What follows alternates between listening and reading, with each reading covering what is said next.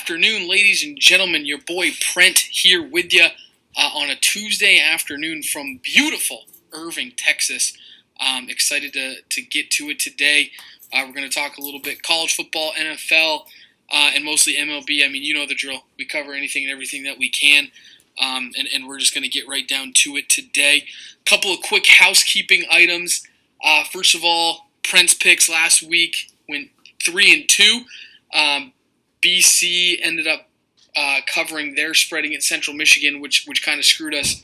And we had another one there that missed too, and I apologize for not remembering what that one was. But Georgia, SMU, and Penn State all covered for us, so we went 3-2 on the weekend. With that being said, we are going to do a special Thursday installment of the Cprentsports podcast with my boy Nick Fiel. And that's going to focus around, our football gambling picks against the spread. We're each going to do a couple college games and a couple pro games. That's going to come out every Thursday. So we're not going to do that in the normal weekly installment. We're going to do that on Thursdays. Haven't come up with a name for that show yet, but rest assured, Nick and I will be prepared, and we will come at you with some gambling picks if you want to make some money over the weekend. So let's get right down to it. Let's start with the thing that's most pressing on my mind right now, which is the Major League Baseball postseason. The field is set. We've got Twins against Yankees tonight. Luis Severino pitching for the Bombers against Ervin Santana of the Minnesota Twins. I personally love the wild card games. A lot of people don't because they're like, okay, you're going to take a 162-game season and kind of parse that down. And you've got two teams who are basically saying one game winner take all. But I love it. I think it's great drama.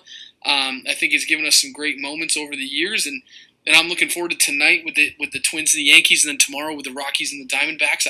I think it's phenomenal for baseball. Interesting games to say the least, because you've got a lot of people who believe, playing in important games and winning and having that momentum is more important than maybe having the rest. That not having to play in the wild card game would provide. So it'll be interesting to see how that all plays out. I don't think the Indians are going to have trouble with either one of these two teams in a 7-game series. But in a game like tonight, anything can happen. The Yankees are obviously the favorite. Severino is going to finish probably in the top 5, maybe even the top 3 in Cy Young votes. So obviously the boy can pitch. They have a phenomenal bullpen, and then of course, they have Aaron Judge, Gary Sanchez, and the like who hit the baseball pretty well. But with that being said, the Yankees, they have a lot of guys who haven't necessarily proved themselves in a playoff situation. I believe they've lost their last 3 playoff games in a row, which obviously isn't that huge of a deal because they've been in the wild card the last couple times. But so I'm not saying they have a bunch of choke artists on their hands or anything like that. I'm just saying it's not the Yankees of old where you had Pettit, Posada, Jeter, and the like, who are, were basically born in the playoffs and are always ready to go in the playoffs. So it's going to be interesting to see. And obviously, with that being said, the Twins don't have a lot of playoff experience either. Ervin Santana's made a couple of runs with the Royals, which I think will help. But he's 0-5 in his career at Yankee Stadium with something like a 5.6 ERA. So that's a concern. Obviously, he doesn't pitch well at Yankee Stadium. If I gun to my head, I'm picking the Yankees tonight. But it would not surprise me to see the Twins win this game, and go on to face the Indians in the ALDS. But if I had to pick, I'm picking the Yankees tonight behind Luis Severino, probably to win kind of a low-scoring game, 4-2, something like that. And then tomorrow night we've got Diamondbacks Rockies. The Diamondbacks have the 3rd best record in the league. In the whole league, in Major League Baseball, and get a wild card berth because they happen to be in the same division as the Dodgers, which is kind of tough luck for them. But they've got Zach Greinke going on the bump for them, and he has been phenomenal at home. So I like the Diamondbacks there. In fact, don't be shocked if the Diamondbacks kind of shocks me. I know last week I picked the Nationals to be in the World Series, and that is my pick.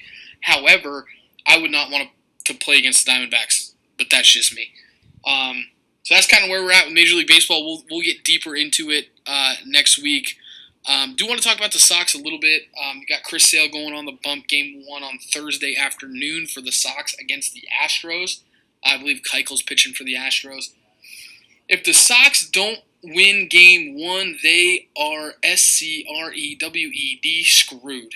They need to win Game 1 in a big way, or they are in big trouble. So hopefully Chris Sale can come through for them. The other big question mark for the Sox is who starts Game 3.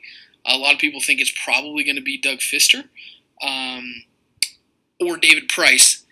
I love what David Price can give you out of the bullpen in the playoffs. He can be kind of your Andrew Miller from last year. So I wouldn't hate to see them do that.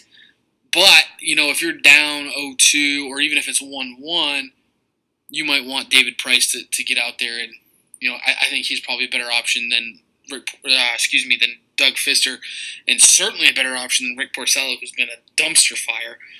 But you've got Game 1 Sale, Game 2 Pomeranz. Game 3 is kind of up in the air.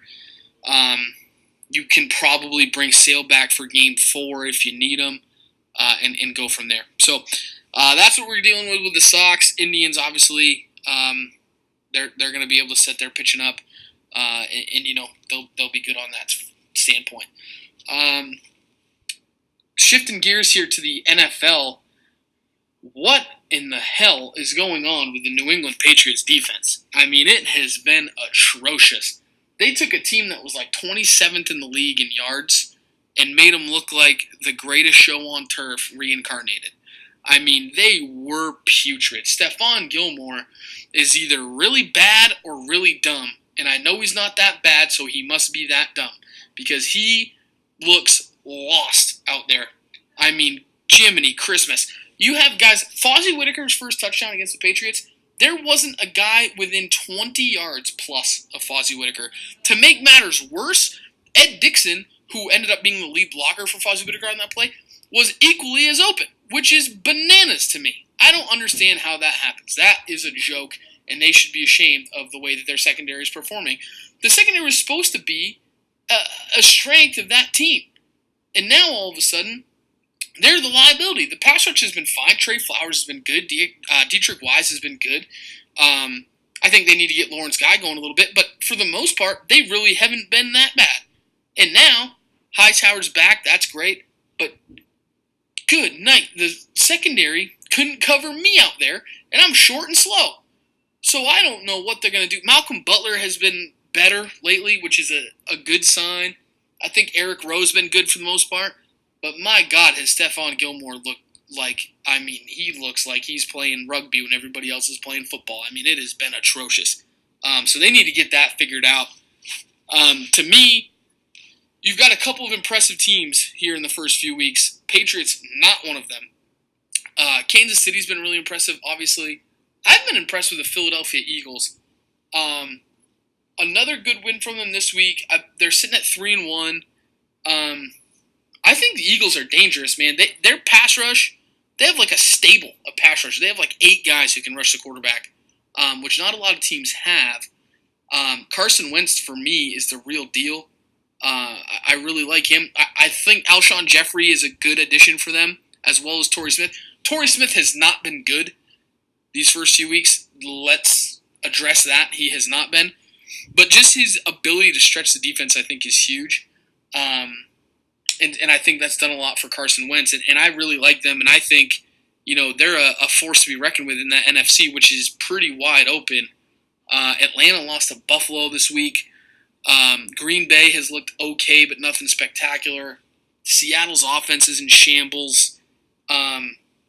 So for me, the NFC is pretty wide open. I think the Eagles are just as good as anybody in the NFC. In fact, I think the Eagles and the Redskins are 2 of probably the top 3 or 4 teams in that conference, and they happen to be in the same division. I don't think the Cowboys are going to make the playoffs. I've said that since this summer.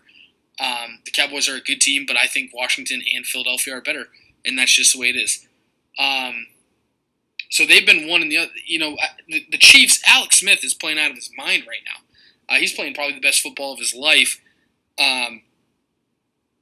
They're a dangerous team. And if I'm the Patriots, I am petrified of the prospects of having to go to Kansas City in the playoffs, which is probably what's going to happen. Because as bad as the Patriots' defense has been, they will figure it out. They're probably not going to turn themselves into some sort of elite unit by the end of the year, but they'll be competent enough to win a lot of games and win the division and probably win still 11, 12 games, something like that. They're going to be fine. They're going to figure it out. But the key is they might figure it out too late to have home field. And that's looking like a real possibility with the way Kansas City's playing, which is unfortunate. But that's the way it is. They're going to have to deal with it. As Belichick would say, they got to play better. They got to coach better. Because that's not a Patriots team that you've been watching here the first few weeks. It's been exceptionally bad and frankly pretty disappointing. And that's kind of all I have to say about that. Shifting gears to my favorite sport, NCAA football. Man, do I love college football Saturdays. I really do. Another good weekend this weekend. How good is Alabama? I mean, seriously, they just roll week in and week out, and Ole Miss is not a great football team, and I don't want to say that they are, but for goodness sakes, they're an SEC school that, the last few years, I know Hugh Freeze and that whole deal, and, I get that. However, you've got Alabama, when they put up a 50-burger on them. I mean, they just absolutely dominated that football game, which isn't that surprising. I think the thing that's surprising is just SEC schools, no matter how good Alabama is, they're not supposed to beat an SEC team 66-3. So if you want to add up all of their games, if not all of their games, but if you want to add up their games from the last 2 weeks, they're outscoring teams 125-3 in their last 8 quarters. And that's against conference opponents. That's not like they're playing Youngstown State and the like. They're playing Vanderbilt at Vanderbilt and then Ole Miss. You know how I knew? Obviously, I thought Alabama was going to win this game. Everybody did. But when I knew that it was probably going to be a blowout was earlier in the week. They asked Nick Saban in this press conference. They asked him a question, and forgive me for not knowing the exact phrasing, but they asked him what he thought about Ole Miss supposedly having their number. And he said that, one of the biggest signs of disrespect is when somebody silently thinks that they have your number. And when I saw that, I said, uh-oh, I would not want to be an Ole Miss Rebel this week. And turns out that, that came to fruition because they just absolutely pasted them. Jalen Hurts, 12 of 19 for 197 and 2 TDs through the air. But the big thing is 10 carries for 101 yards and a touchdown, rushing the ball. And that's the thing. If you're going to beat Alabama, you've got to make them throw the football on you. Jalen Hurts is a good quarterback in college. He's not a great thrower of the football. And so if you're going to beat Alabama, you've got to find a way to contain him and make him stay in the pocket and deliver. And teams haven't been able to do that to this point. And I mean, it is what it is. They had 5 rushing touchdowns by 5 different people. Bo Scarborough, who's their star running back, had 6 carries. So they didn't even really play their studs really. So Alabama's clearly number 1. Clemson had a really impressive game against Virginia Tech. Virginia Tech scored late to make that look more respectable than it was. 31-17 was the final there. And it's a little bit flipped from what the normal Clemson narrative has been over the past 6 or so years that they've been really good. A lot of times it's been the offense bailing out the defense. Last year their defense was really good, but for the most part over the last few years it's been Taj Boyd and then Deshaun Watson after him, putting up 45 points a game and winning games 45-35, things like that. Not anymore. This Clemson defense is legit.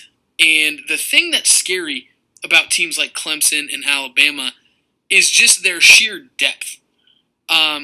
Clemson's front 4, their defensive line, has probably 6, 7, 8 guys that are going to get drafted into the NFL.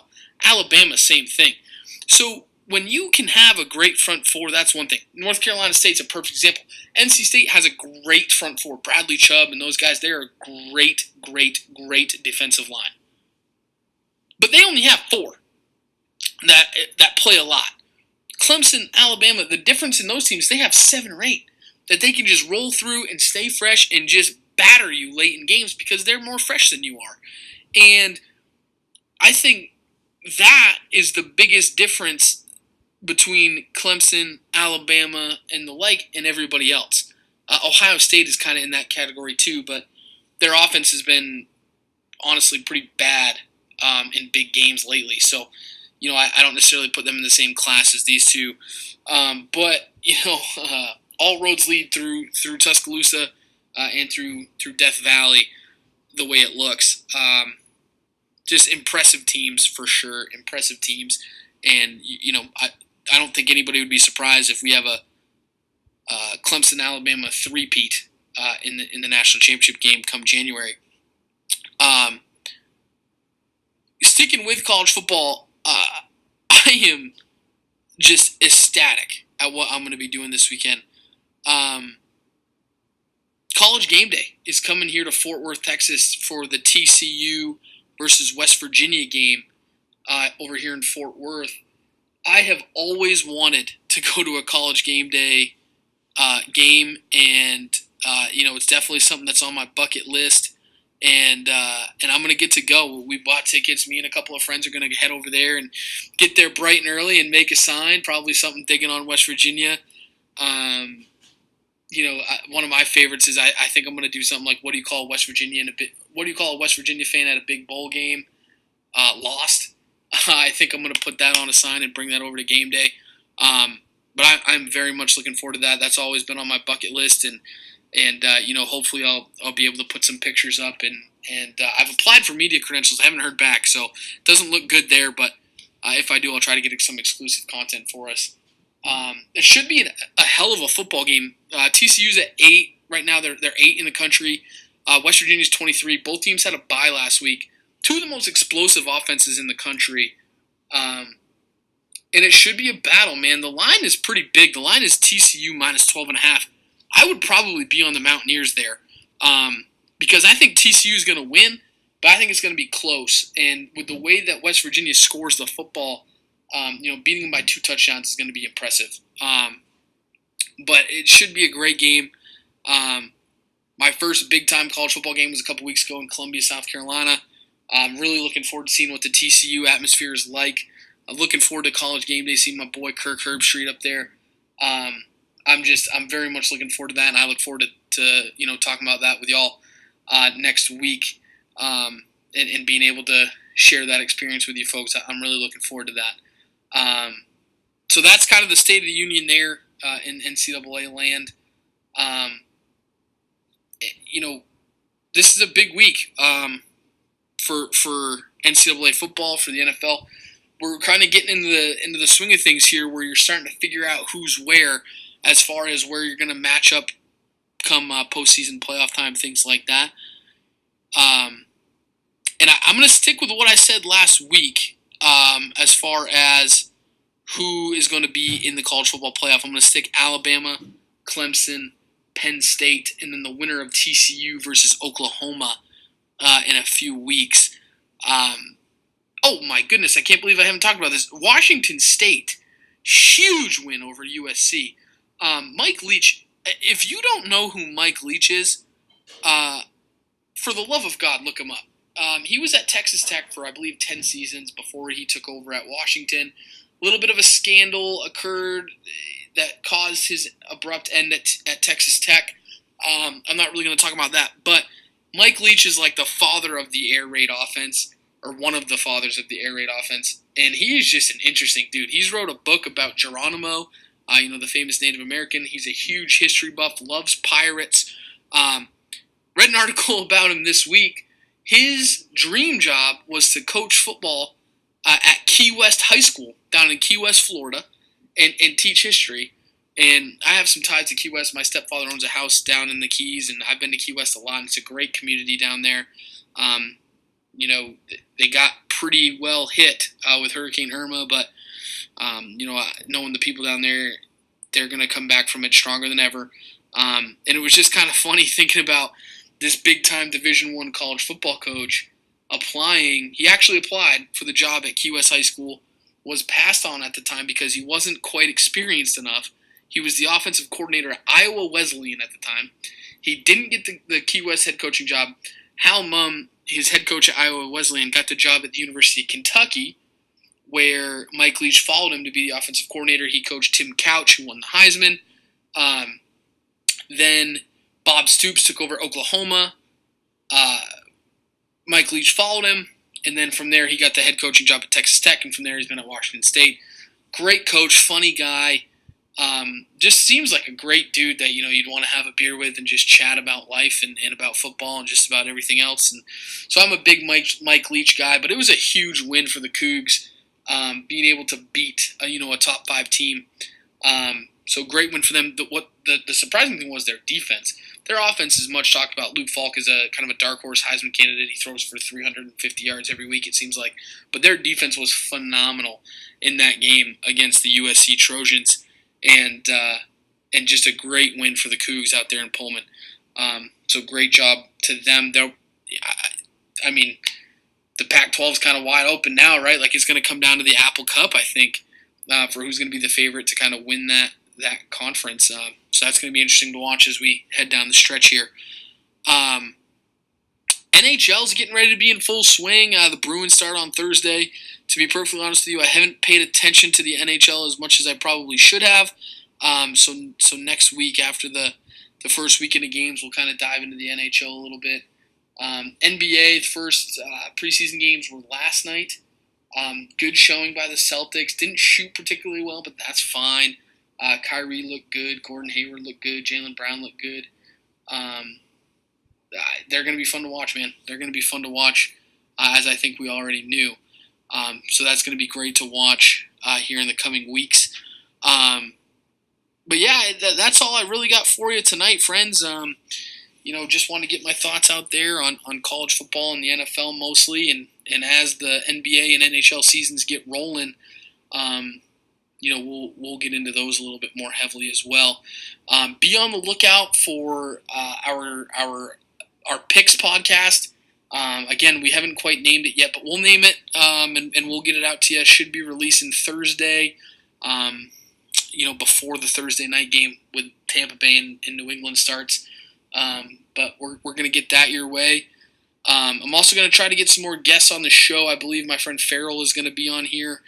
He's a big sports guy, huge South Carolina football fan, big Duke basketball fan, Lakers fan, and he's a fan of a bunch of teams that I don't really like. So should be fun to get my thoughts down with him. And then I believe Nick is going to be on a few times as well, so we can have a little bit more conversation instead of me just talking at you. So I really appreciate you listening.